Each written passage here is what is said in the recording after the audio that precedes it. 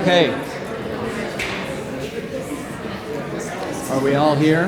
Let's see if I heard the door. All right.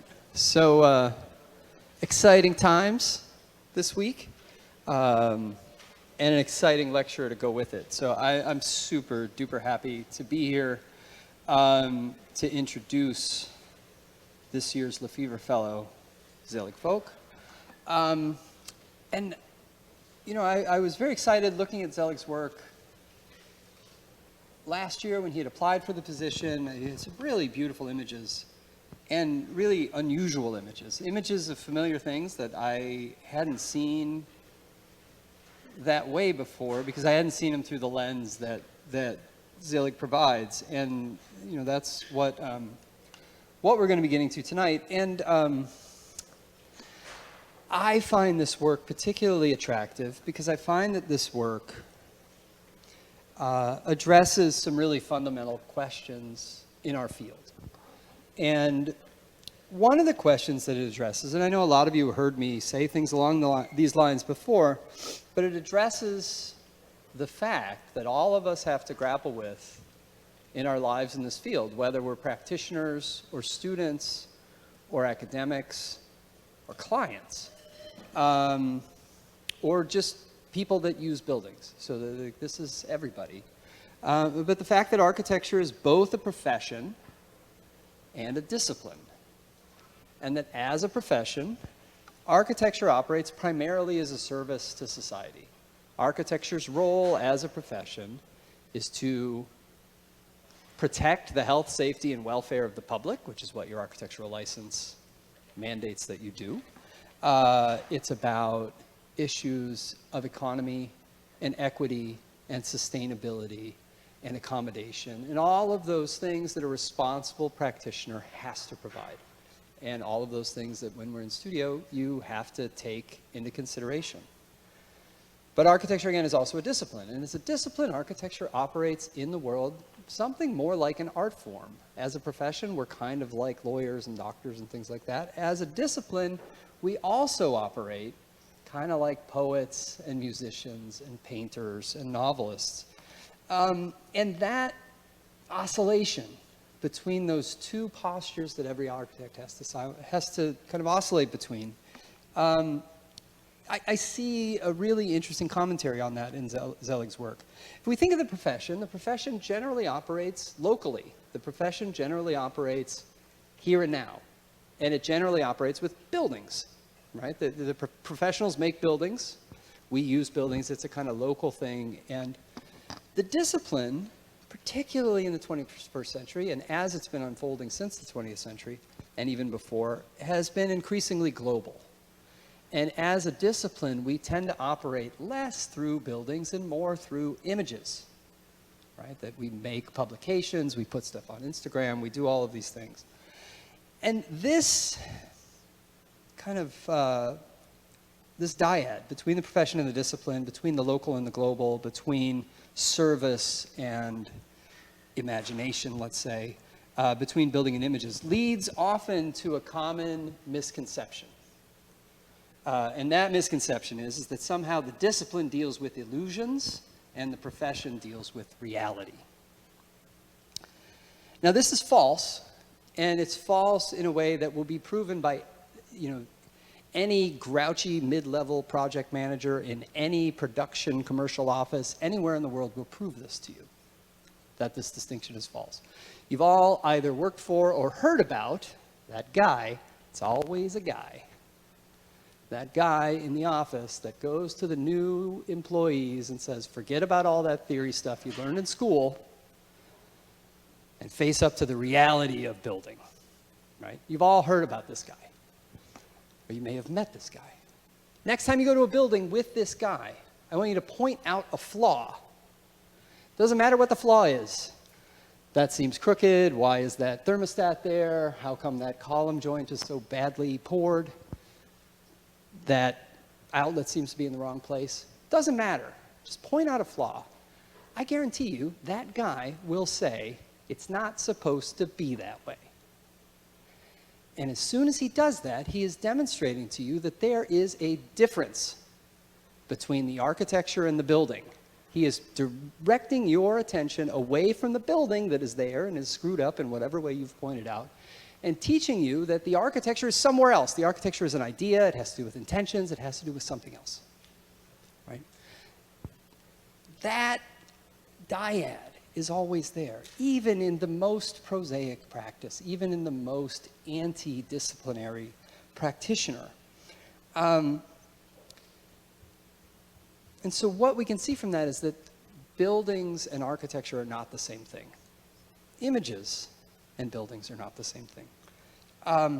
In fact, all architecture in some way is images. Architecture emerges from the gap, the inevitable gap between seeming, what things look like, what they seem to be, the images, and between being, reality. Seeming and being, images and reality. Those of you who have been in my theory classes know I talk about this all the time, the difference between phenomenology and ontology, and the fact that you can't make those two things line up. And all of that little preamble brings me to Zelig. Because Zelig is someone who understands all of this extremely well. He is a master of the architecture of the image. He understands that architecture emerges in that gap between seeming, phenomenology, images, and being, ontology, reality. He understands that the architectural image is not merely a stand-in for the real, but that all architecture operates as images, and that these images, whether conjured by models or drawings or photographs or buildings or cities, any of these images, their role is to project a new reality, not to represent a reality that's not there, but to project a new one.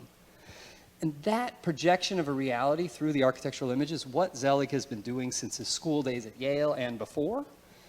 It's what he's been doing in his design practice, in his photography practice, in his work here with the students in Knowlton, and in his work in the gallery that's going to open next week.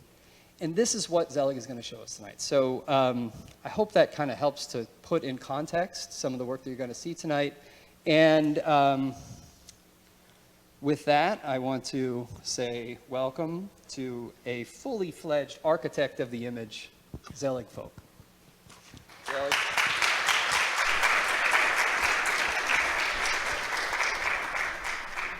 All right, thank you so much, Todd. That was a very comprehensive introduction. Can everyone hear me all right back there? All good? Okay. So let's get started.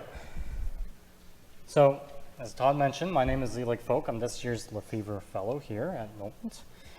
And I'd love to thank everyone here at Knowlton, student body, faculty, and administration, for the opportunity to share my work today. It's great to see some familiar faces in the audience. So as Todd mentioned, my research interests and ongoing projects oscillate between architecture and photography. And so tonight, I want to talk about postcards, or start off by talking about postcards. Of course, we don't really send these anymore. It's an antiquated format, but it's one of the most ubiquitous ways in which we distribute photographs and photographic images. For me, they begin to capture the complex relationship between architecture and photography. Now, postcard imagery, or at least postcard photographic imagery, presents itself typically as a neutral depiction.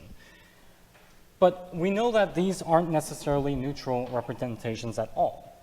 Before the introduction of Kodak Kodachrome, they were likely black and white photographs colorized using a technique called polychrome or painted to replicate a photograph. This allows certain aspects to be augmented and to tell and enhance a story about a place. It's really fabricating an ideal reference for something that doesn't really exist in real life. For me, this is reflective of the term coined by canonical photographer Walker Evans called documentary style, where the image masks as an objective representation. So postcards, in the terms of architecture, often showed a scene in a distant location, depicting it as some sort of exotic destination. It's really taking architecture as a souvenir in the same way that we take photographs today on our phone. Since we are unable to bring the physicality or the experience of architecture with us, we use an abstract representation as a substitution, in this case, the form of photographs or photographic images.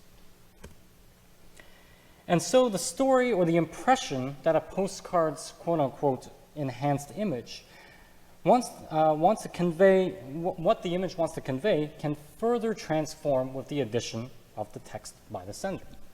So you can imagine that a text of juicy gossip versus a simple family vacation update can alter the reading of the photographic image significantly. And so really the sender's correspondence calls attention to the multiple lives that a photographic image can lead.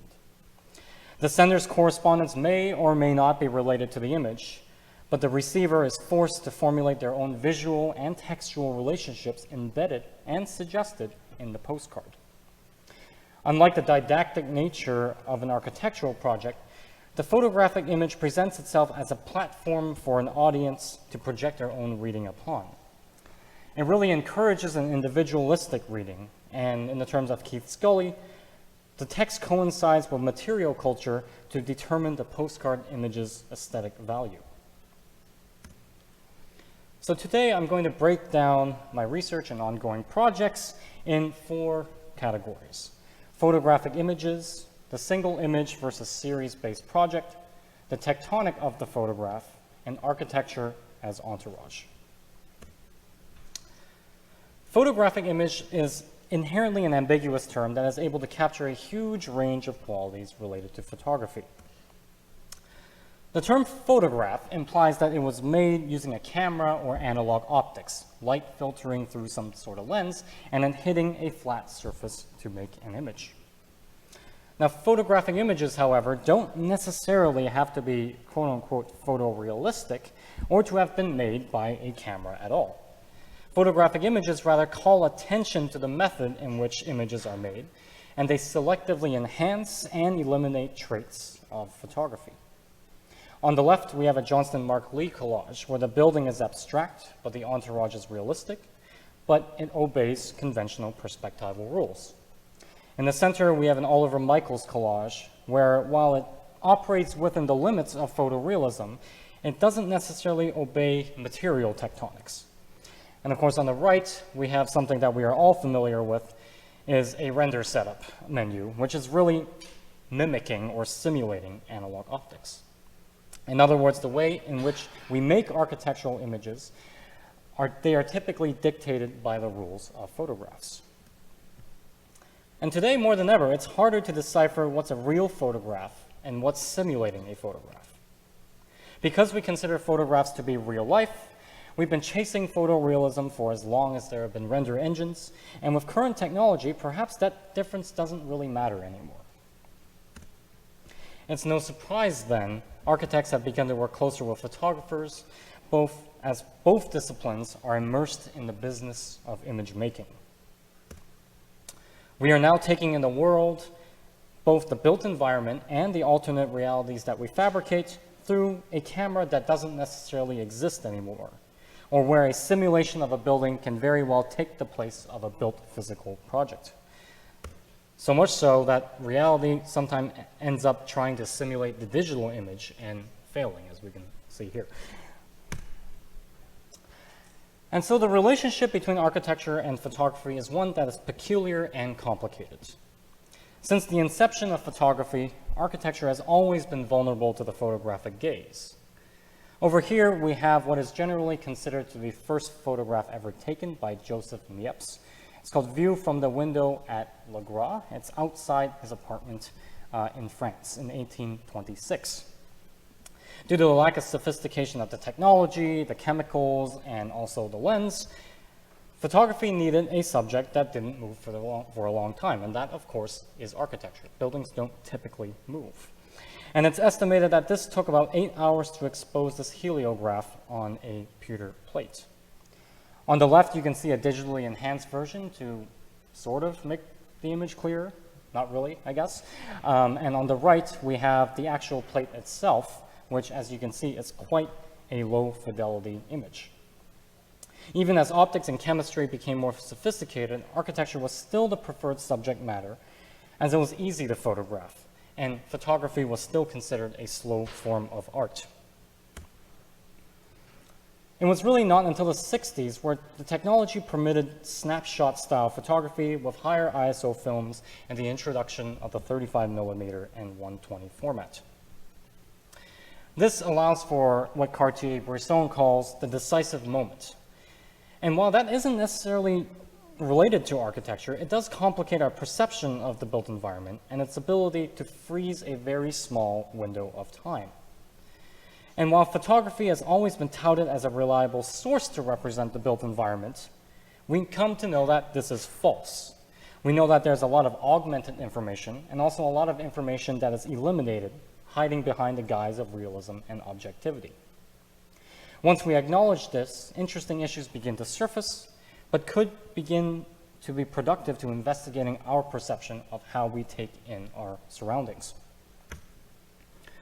Two quotes from one of the most influential American photographers perhaps begin to capture the problem of photographs and photographic images.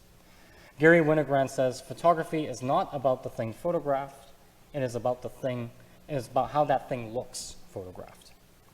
Stephen Shore says, "Photography describes, but can explain very little." Now let's take a look at this photograph by Stephen Shore, where he's documenting the closing of steel mills in Pennsylvania in the late 70s. Now, photographs, although an object or document with self-contained subject matter, is inherently incomplete, and the architectural photograph is not exempt from this phenomena either. Shore talks about this photograph saying one of the many factors contributing to the closing of the steel mills was objections to modernization coming from the steelworkers' unions themselves, and fear that modernization could lead to job loss. At that point, antiquated American mills couldn't compete with more efficient overseas steelworks. And he asks, how can this complexity be expressed in a photograph? That, of course, is a rhetorical question. That complexity can't possibly be encompassed by a photograph or a photographic series, but rather it suggests complexity through its potential narratives. Photography's incompleteness opens up avenues for interpretation, emphasizing that meanings are not fixed, but open to adaptation and misinterpretation, and most importantly, reinvention. Now, photographic projects are typically grouped in two types: the single image project and the series-based project. As we saw with the snapshots and the street photography, the single image was popular in the 60s and 70s, but towards the end of the 20th century, we moved towards series-based and more narrative-focused photography. Architecture, however, is typically represented as a single image project. Photography specific to architecture, or primarily documenting architecture, is seldom represented in series. Perhaps this is why we have money shots. The hierarchy of architectural images is deeply embedded in our discipline, and also highly limits the range in which viewers can project their own reading onto images. The room for interpretation in architectural photography is much narrower compared to one of fine art. These singular images have historically controlled the perception and narrative of architecture, as architects typically want photographic representations to convey a very specific narrative. Some of you may be familiar with this image. This is the photograph of the Kaufman House by Julius Shulman. The building was by Richard Neutra, shot in 1947. And actually, the way that this photo came to be is actually a very interesting one. The house actually debuted to the public with this photo over here on the cover of LA Times Home magazine in 1947. Neutra was not happy with this photo. He said the color plates were not consistent, and also the picture was blurred due to the poor quality of paper. He told Mr. Kaufman, "I hope they do not obliterate your fine memory of the house," signifying that the photograph is not the phenomenological experience of the house itself, but the photograph rather has its own set of aesthetic parameters that it operates upon. The famous shot was finally published 2 years later as a double spread in Life magazine of April 11, 1949. And the caption actually credits Julius Shulman instead of Richard Neutra, and the copy really explains the technical execution of the photograph. It's even embedded in a title and a subtitle. Glamorized houses. Photographer Julius Shulman is a master at making them look dramatic. This signifies that the glamour is added onto the architecture by the photograph, depicting the architecture for more than what it is, and also highlights how the success of the project is in the photographer's hand, not the architect. Perhaps this is why we seldom see the other photographs of this project, let alone the color ones, due to not only because of the ubiquity of the popular original photo, but also it really doesn't capture the lifestyle of the house. It only showcases the architecture. However, the projection of a singular narrative is now challenged with the presence of digital platforms, which many of you may know. For the first time ever, we are now seeing amateur and professional photographs side by side.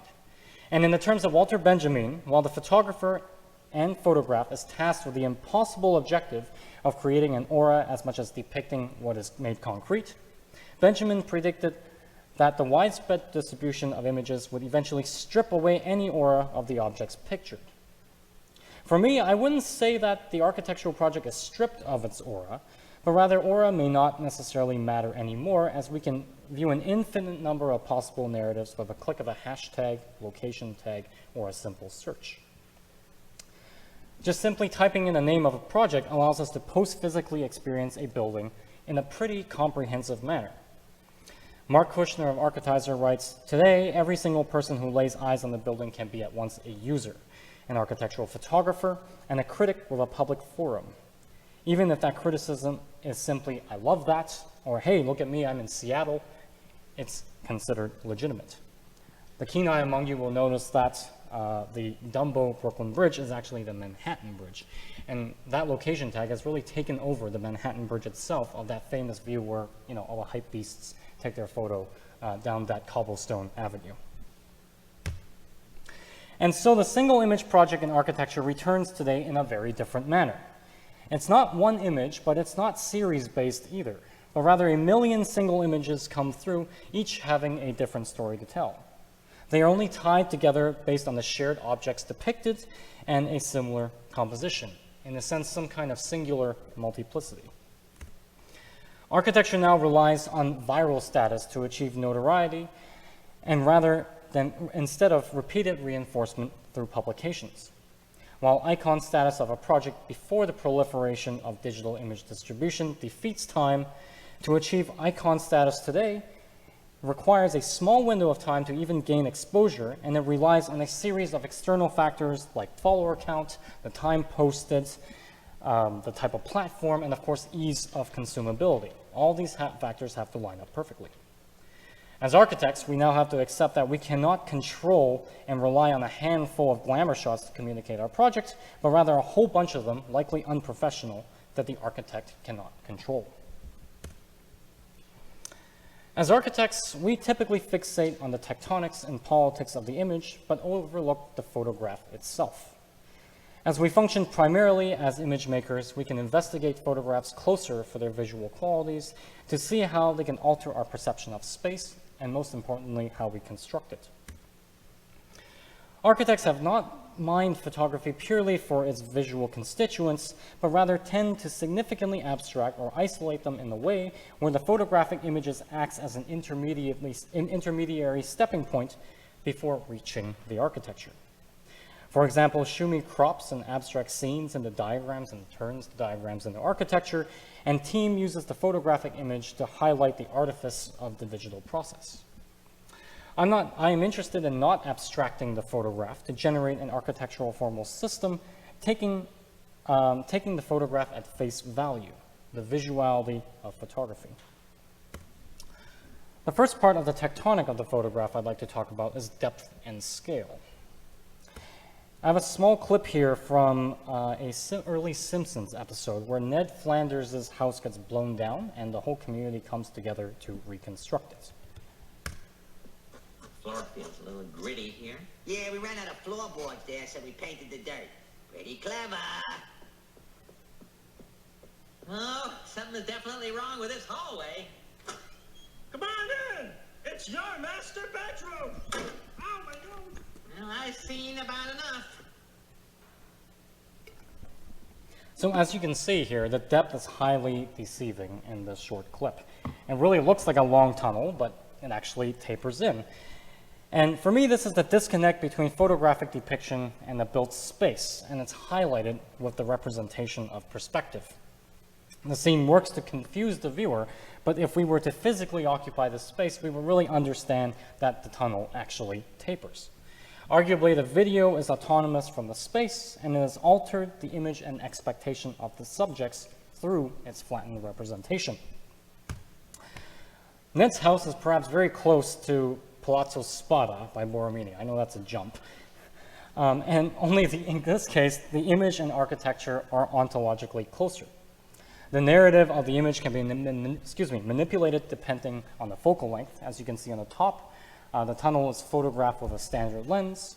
And at the bottom, we have a wide angle lens where it makes the tunnel look significantly deeper. This is the 2018 Swiss Pavilion at the Venice Biennale. Now, this project looked to critique real estate photographs and how deceiving they are. At first glance, this looks like an empty apartment that we'd see on Zillow or Street Easy or something like that. But when we go into the plan, things start to get weird. We have different sized doors, backed up on each other, weirdly scaled corridors, even tapering rooms. And it really begins to question, what is going on with this apartment? The trick, of course, is revealed when people are introduced to the images. It's really designed from the perspective of the photograph and makes it deceptive. The flattening of the photograph, however, erases some of that deceptive quality. The photograph then collapses depth and only implies depth through visuality and exploits the viewer's assumption of space. This is one of Kenneth Josephson's most well-known photographs, and he positions this ship so that it appears proportionally equal to a full-size ship in the distance, and the photograph is deliberately composed to draw attention to its artifice. These are a couple of my own snapshots over here, and I'm using somewhat forced perspective and an organization to submit to and also highlight the flattening through the creation of new relationships. On the left, you can see that these house-like forms, gable-like forms, look like they're completely turned their back on each other, and it looks like an impossible organization of buildings. And on the right, we see a series of facades, and at first glance, it looks like one facade collaged together, or some kind of adaptive reuse project. But upon closer investigation, we see that this is actually multiple facades layered together from a very flat telephoto perspective. The next section I'd like to talk about is the frame. And now the frame is generally considered to be the beginning of a photograph. The frame directly influences our perception of implied space within the photograph as well. The frame creates relationships that doesn't necessarily exist in the real world by grouping them together. All visual relationships contained in the photograph refer back to a frame, organizing the depicted objects in a manner that only exists within the photograph. This is Arnold Newman's famous portrait of Igor Stravinsky, and on the right you can see the contact sheet of the original shot in the room. In the contact sheet you can see quite a lot of depth. From the molding to the underside of the piano implies that this was taken in a corner. However, in the final cropping, you can see that Stravinsky's head is really the only thing that is three-dimension, and the piano, the two walls at the back, and the corner is completely erased and flattened almost into a kind of graphical condition. This is a project by a colleague and I, Alejandro, and it's a project that directly investigated the frame of the photographic image. This project investigates potential infill proposals in underserved sites in New York City. And to make sure they were visually appropriate, we made these photorealistic compositions through photo montage, then developed the architectural drawings from the image. It's really an inverse to the conventional design process. I want to emphasize that there's no rendering whatsoever. These were collages based on photographs that we took ourselves, images of documentation of the area, and found images online from projects which shared similar materiality and intentions. The result is a cohesive set of images that appear real, but in actuality, multiple alternate realities are collapsed into one. We found that our images were actually quite similar to the way Raphael constructed his paintings. Not only are there multiple realities at play, but we discovered multiple perspectives also appeared in our compositions. In Raphael's School of Athens, multiple perspectives intersect and misalign with each other, but work together as a whole composition. If we look closely and begin to draw leading lines, there are actually some objects that are oblique and some perspectives that draw attention to the vanishing point to key figures. So really, this is a merging of different scales, resulting in some type of perspectival discrepancy that comes together as a unified whole. These are some behind-the-scenes shots where you can see we expanded the frame of the original photo that we took, destabilizing the original photographic frame. And while we operated within the limits of photorealism and photography, we begin to collage everything together in a way that the multiple perspectives combining together begin to fall into the background, appearing as a cohesive image. The last part of the tectonic of the photograph I would like to talk about is the subject-object relationship. Now, I would like to address the subject-object relationship in photography's disciplinary convention rather than architecture's. The object is what a photograph is of, while the subject is what the photograph is about. If we approach a photograph as a flat ontology, seeing all the objects depicted as equal, pictures of the built environment allows the audience to zone in on the minutia of a scene, which of course can vary from viewer to viewer, permitting individualized readings and working directly against didactic architectural projects. Walker Evans understood this, and he understood that photography and architecture are related sign systems. He typically gathered them as archives and arranged them in sequences, and he knew that images of buildings could imply sophisticated statements about society in ways it pictures itself. The reading can range from symbolic, metaphorical, or literal, likely because so often his photographs included writing and commercial signage. In this photograph of Atlanta here, beyond the formal organization of the picture, there's a plethora of information that really isn't organized. It's like raw data. And it's up to us as the audience to organize it in our heads. It's an invitation to formulate new information, and the photograph also strategically eliminates information as well as highlights it. For example, it shows a harsh barrier shielding the houses from the street, and it leaves us to speculate what is behind this barrier, unlike the strange twin-like sibling pair games that he's playing with the objects depicted.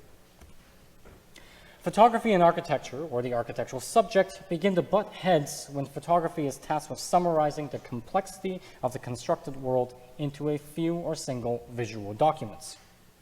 The photograph must reconstruct architecture in a flattened medium, possibly eliminating key aspects, but also creating new conditions, both formal and visual. They may or may not be part of the original design intent at all. In the words of Robin Evans, this is a problem and a task of the translator.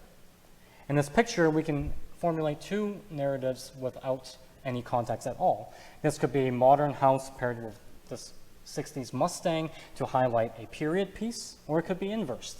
The Mustang could be paired with the house to highlight how modern the Mustang is. It's completely up to us as the audience to decide that. Now, Peter Eisenman's houses are typically impossible to understand without the diagrams, especially in person. And Eisenman himself has said that he didn't recognize his own buildings in some of the photographs that he's seen. The photographs of House 6, however, begin to operate in a different manner. These photographs begin to suggest an indexicality through photographing rooms multiple times from different orientations and different vantage points. And the furniture also transforms as well. So while House 6 itself is supposed to serve as an index of the diagrammatic process, it transforms into a vessel for another transformative sequence, in this case, the furniture, which substitutes for the architectural transformation. The entourage becomes a placeholder for the diagrammatic process. You can see on the left here, the Donald Judd chairs are organized in a cruciform condition, and then throughout the same room in different times of day, the chairs begin to line up together or are displayed in pairs, and really is highlighting that transformative sequence that we see in the diagram. This is a project that I did with a colleague, Jean Jaminet, and received an honorable mention in a drawing competition. And we used artificial intelligence to reconstruct the falling water living room. And what we saw was the artificial intelligence also functioned like a flat ontology, like a photograph. The computer doesn't know what the difference between mullions and doors and columns and sofas are. It's just looking at pixels to be able to figure out how they can make a similar image. And so really the combination of subtle and aggressive intrusions into falling water's interior challenges image-based realism. This drawing really exists in a liminal condition that corrupts yet maintains recognizable qualities of the original reference. And really, it's accounting for ways in which the physical environment is continually mediated by its virtual existence. These are some of the images that we scraped for the project. So they comprised of tourist photos, official photos, photos that people weren't supposed to take, sneaking shots in a museum and whatnot. And they were fed through an AI system and produced these strange, almost surreal compositions. For me, this one kind of looks like a bunch of bongo drums, or like a level from like Donkey Kong 64. And like this one, for me, looks like a Saarinen living room of some sort. But really, you can see the qualities of the original living room come through. This animation over here is a combination of all the images that the AI made. And you can sort of see the mullions, and you can sort of see the couch if you want to.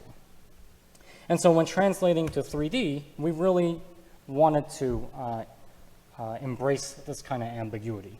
We see that the curtain kind of drips down into the couch merges into the floor, and some of the rocks look like they're extremely liquid.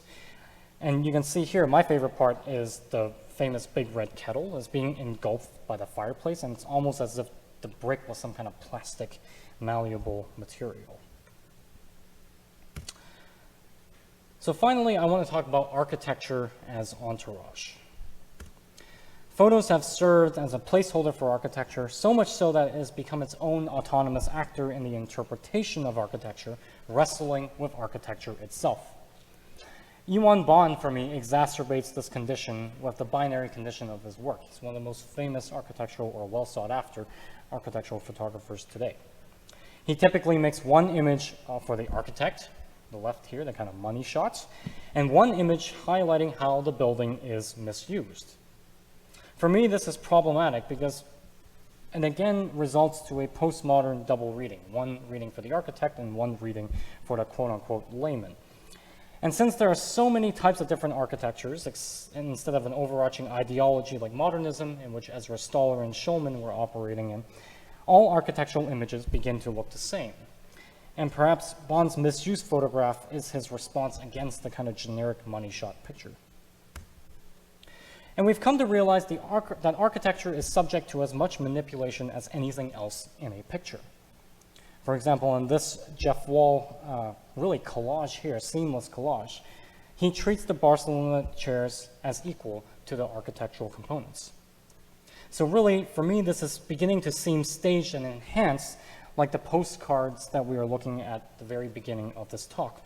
Only now we are operating with much more sophisticated digital tools.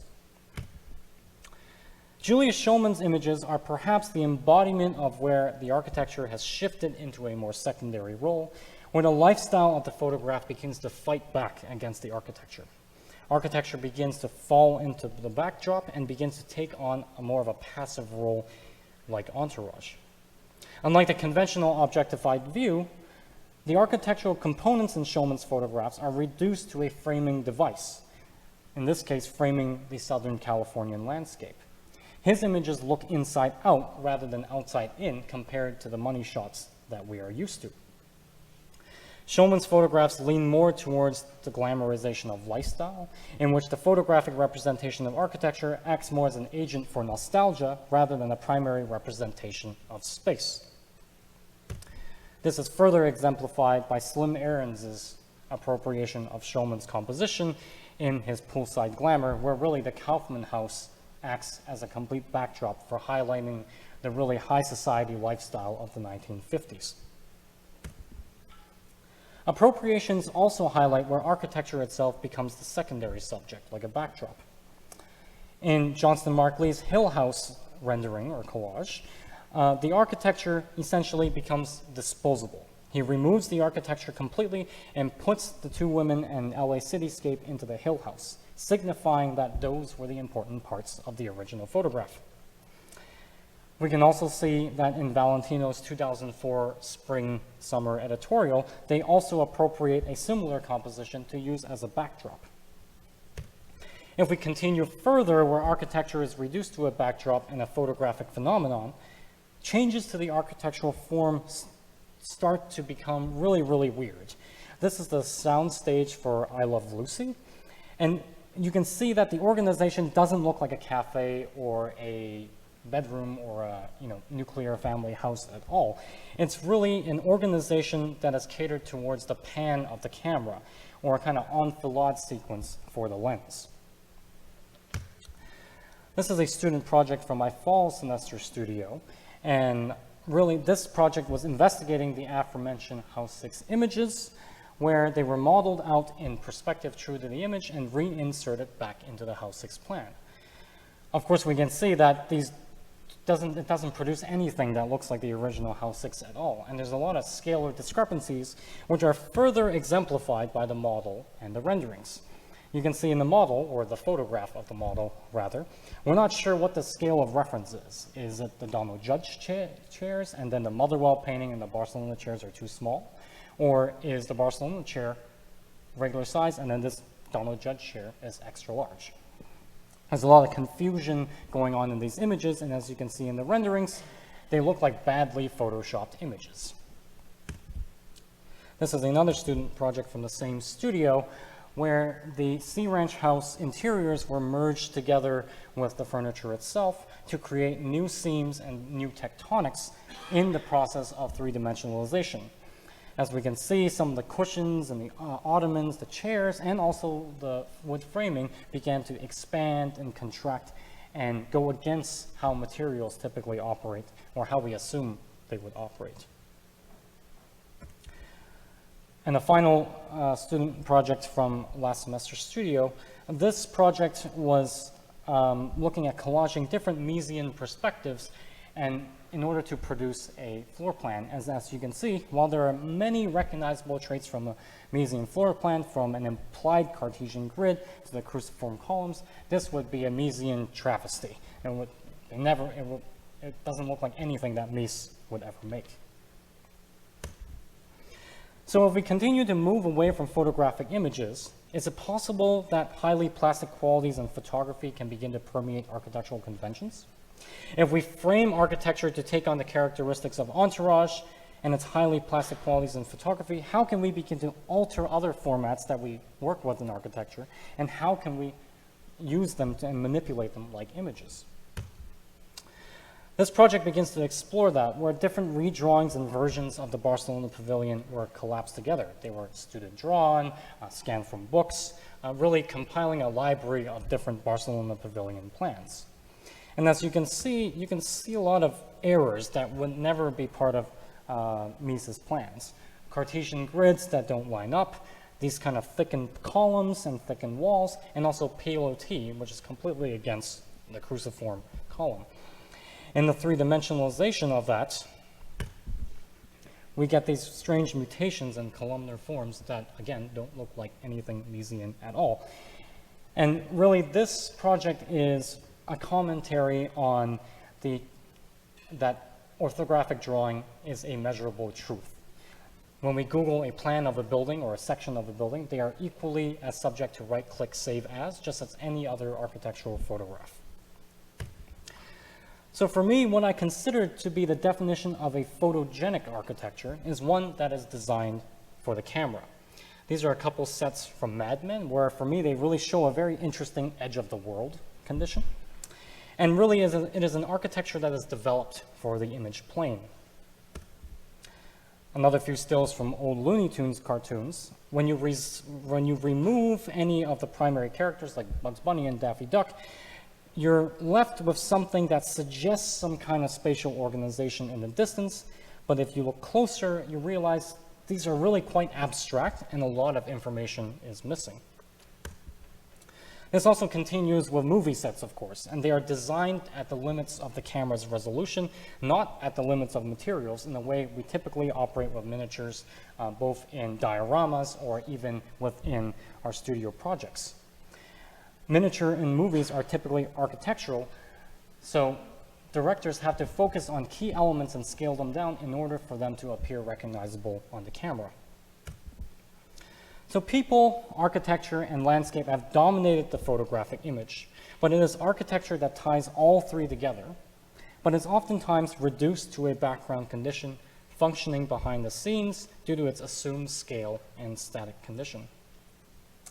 I want to end this portion of the lecture with this image here. This is a miniature theme park in Japan, and it's called Tobu World Square. And as you can see, we have a woman posing in front of the Vatican, or something that looks to be the Vatican. The people in the distance looks like she's at an elevated perspective, but if you look closer, there's this chain link fence that looks way too big to be any part of, to even stand up on its own.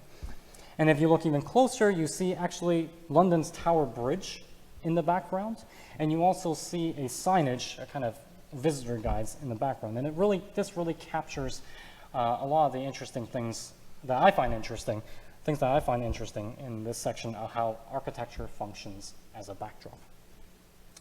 I'd like to show some of my work now, and I'll start off with some photographic work. This series here is looking for schisms in the built environment that appear manipulated, but are actually completely found conditions. None of these photos are manipulated, with exception of some light color correction. And it's really a commentary on how we are so accustomed to manipulated images that we found online, that any image that we see, particularly a digital image, we are posed with doubt. And most of them are actually quite recognizable conditions, but there are one or two things that just look off just enough to make you question whether they have been manipulated or not. This next ongoing series is a suggestion of some kind of game being played, formal, visual, or something else, or some joke that the audience is left out on, and as the viewer, you are kind of left to figure out what is going on.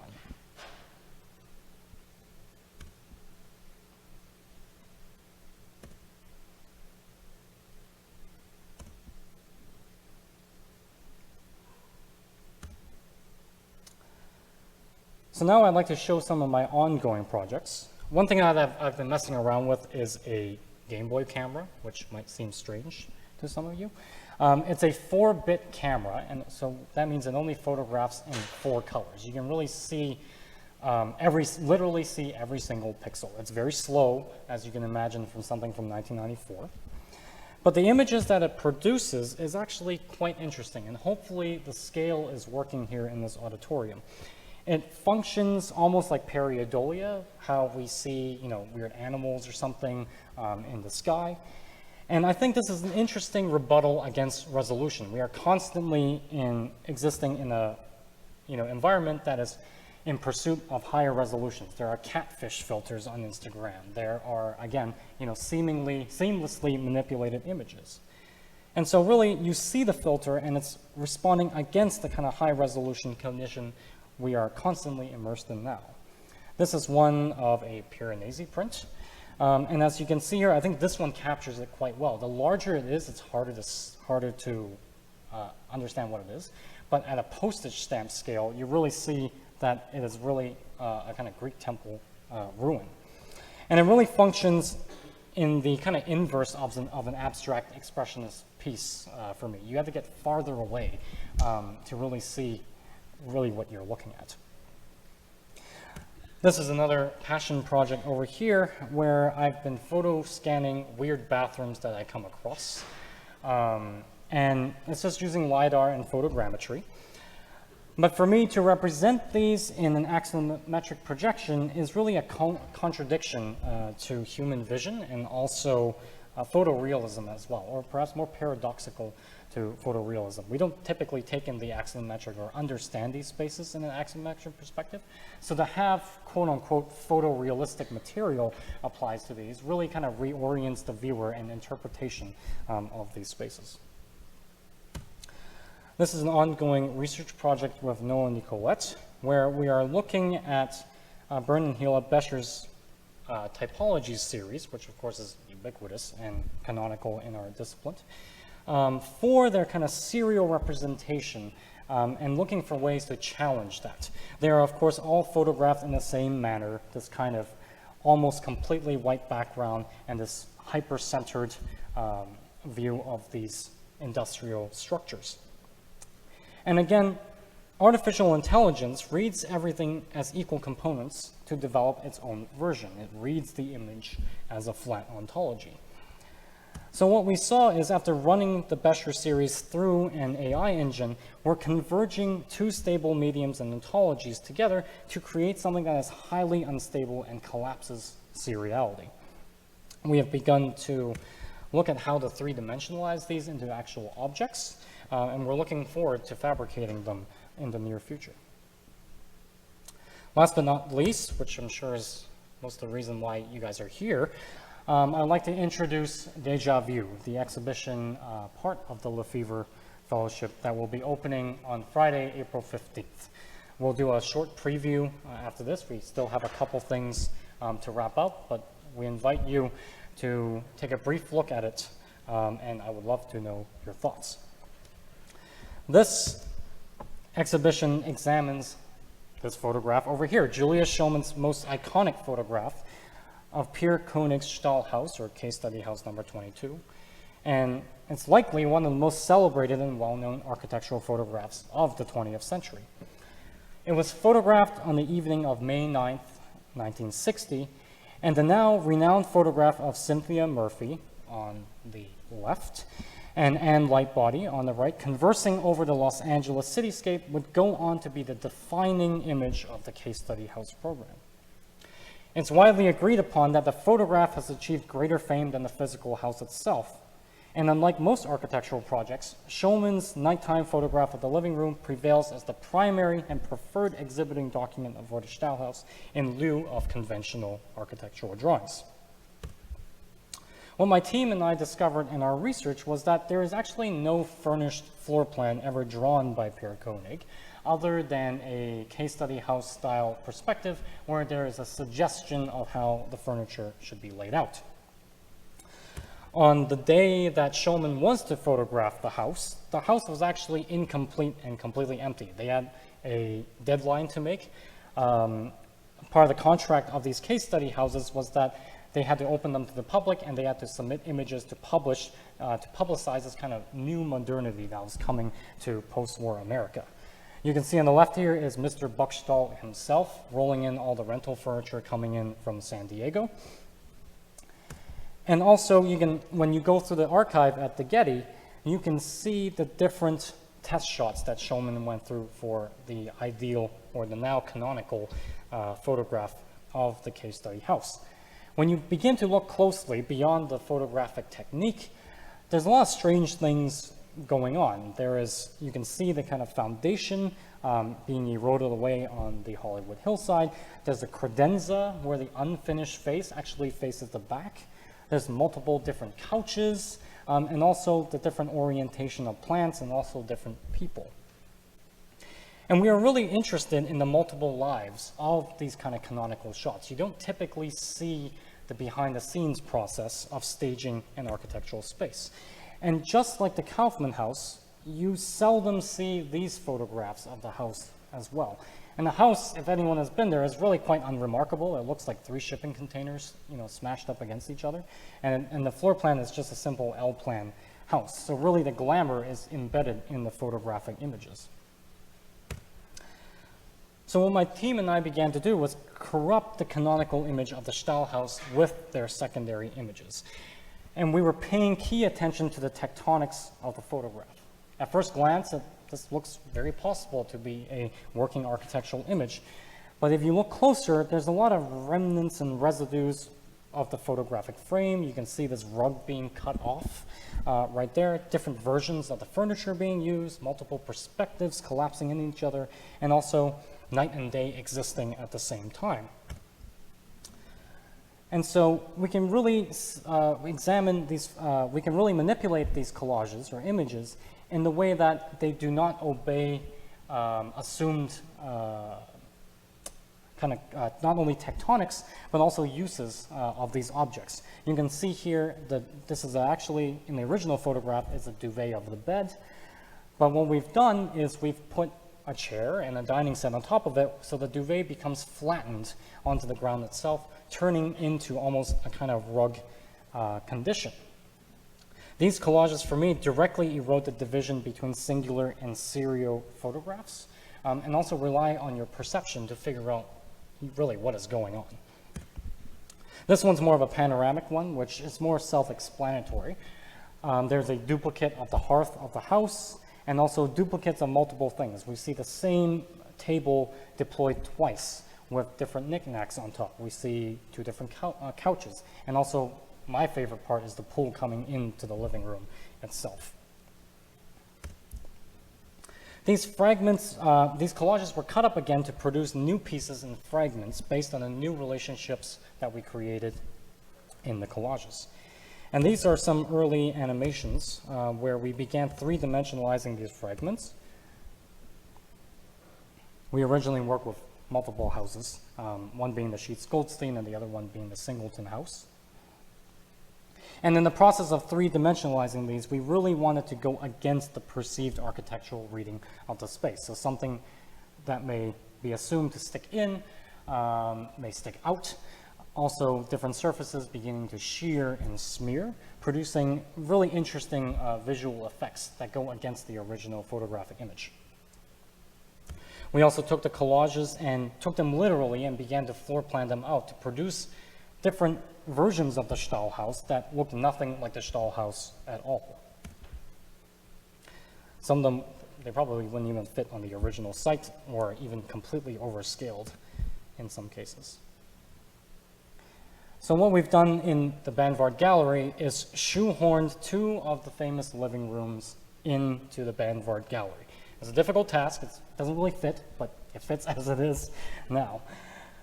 So fragments of Shulman's photographs were then reinserted, some in 3 dimensions, some in graphical fragments, into the floor plan to produce weird schisms in scale and also orientation and organization of the plan. These recompositions suggest an infinite number of reconfigurations of the Stahlhaus, spatially and photographically. Some of them come through in very 3-dimensional image objects, and they reveal the scalelessness of photographic representation of architecture. We picked one object, in this case the coffee table, and scaled the whole image to that, which of course, due to perspective, everything will shrink or enlarge in a very, very strange way. Of course, the tectonics of the image are also employed here, where some of them physically peel away and leave a fragment or a kind of specter or a ghost of the original furniture piece that it was depicting. So really, I think that this gallery is destabilizing not only the architectural frame, but also the photographic frame and eroding the difference between photographic subject and object. In other words, the photographic image itself becomes the subject of the composition that myself and you all would go in and hopefully take many, many, many photos of. It's really like staging an architectural photo shoot, but we're staging the scene with the photographs itself. This deployment into the gallery creates really different relationships, formal, visual, and spatial as well. And I invite you when you go in to play around with different focal lengths. You can also play games with different seams and shadows, and feel free to sit in the furniture as well. Another strange thing is you'll notice that some of the objects and graphics look true to scale, but when you approach them in person, they actually become a very weird scale. We have people that are 2.5 feet tall. We have credenzas that are, 8 feet long, something like that. And hopefully, we can destabilize the ideal reference, that original canonical photograph that everyone takes a picture of at the Stahlhaus. So I invite you to location tag the Stahlhaus if you do post to your own Instagram, and hopefully we can corrupt the whole Stahlhaus location tag and take over their whole page. And if we are successful at doing this, I think we are releasing the photographic work and the architectural work from the hostage of the architect and the photographer, and really we're recapturing the agency of the spectator, us people as people making the photographs. I'd like to end with some behind the scenes photographs of our install and some closing thoughts, and really investigating and examining architecture through the lens of photography have really afforded me so many opportunities to not only reorient myself to respond to long established conventions in the architectural discipline, but also learn new lessons here during my time at Knowlton this year. As we discussed, photography can help us recontextualize, create new meaning, encourage adaptation and reinvention through further examination, and it has been truly rewarding to be able to explore these avenues in both my own research, pedagogy, and especially with the students and faculty at the Knowlton School of Architecture. I'd like to thank our sponsors. This is the sponsors plug part of the lecture. And also key individuals who have been extremely generous with their help along the way this year. This year could not have happened without my helpers and assistants, and also my studio from the fall, which really jump-started this research for this academic year. I'd now be happy to take any questions. If not, please join me in a few minutes for a preview of the exhibition at the Banvard Gallery. Full gallery is on the 15th with a big reception. I hope you can join then. And I'd like to thank you very much for listening.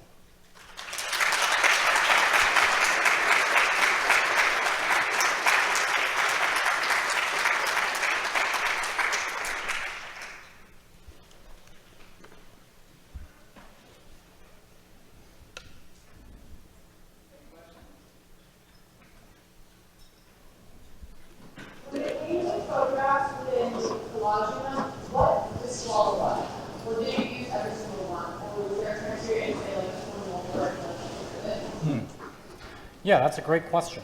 Well, so obviously we're operating within a set of photographs. That's not really a series because some of the photographs you're not supposed to see. But what we did was kind of create new relationships based on the placement or orientation of the furniture. So obviously there are a key areas where, that couch is always there, or there's always a couch in a certain place, or there's a club chair in a certain place.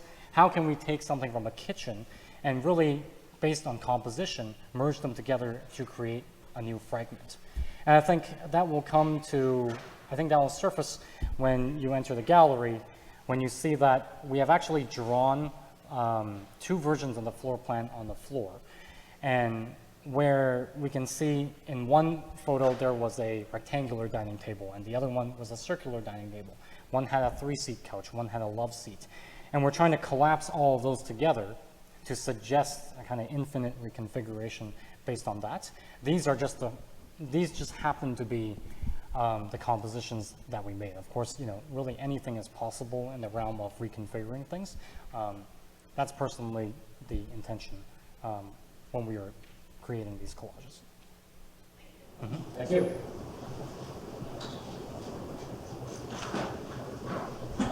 Yeah, so I really liked your Game Boy camera photos. I thought they had a certain charm to them. And I was wondering what you think the value is of putting limits such as only a handful of colors and like very low resolution on photography, and if there's any other work you're doing at the moment that kind of reflects those, like putting limits like that on the photographs.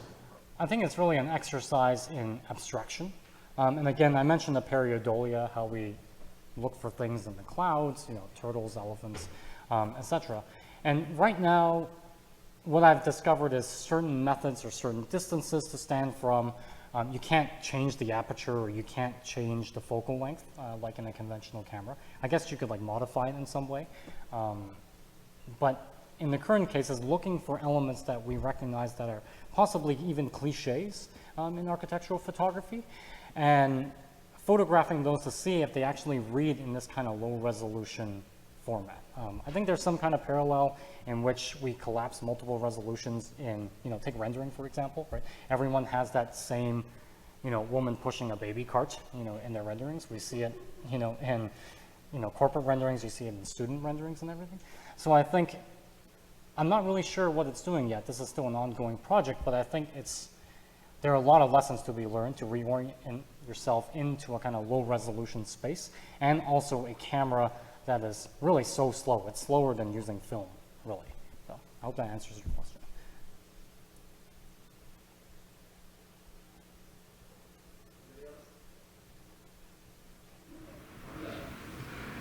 Thank you, Zelig. This was really great.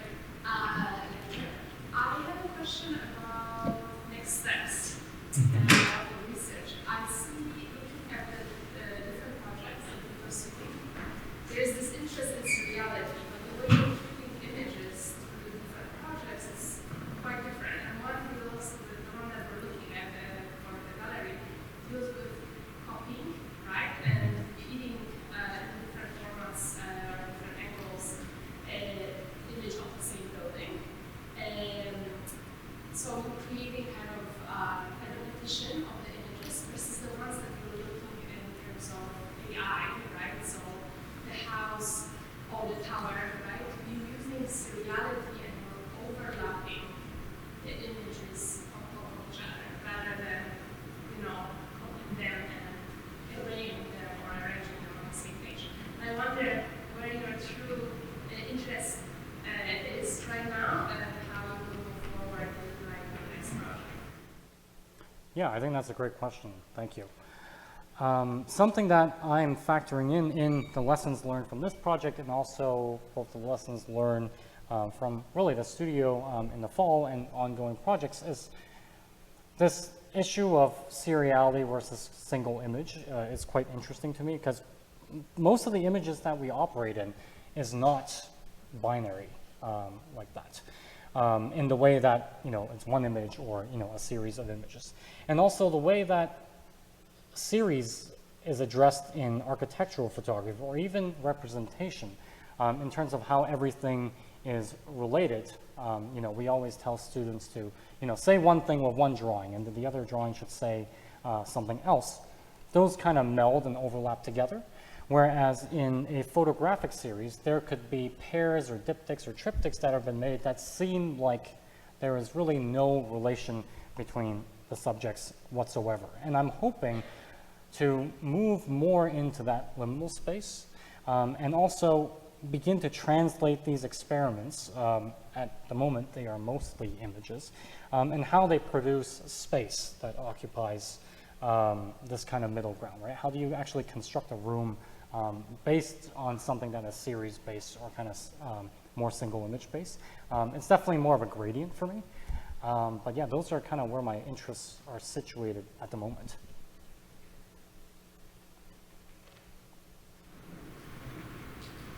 Okay, well, I just want to say something. Really phenomenal work. I think, I'm standing here looking at two former LeFevre fellows who did really astounding projects while they were here. And I'm really happy to see the high level of work that has been so much a part of the LeFevre tradition to continuing. This has really been astounding. I think it's a great lecture, great conversation. I really want to go see the project, so let's all clap real quick.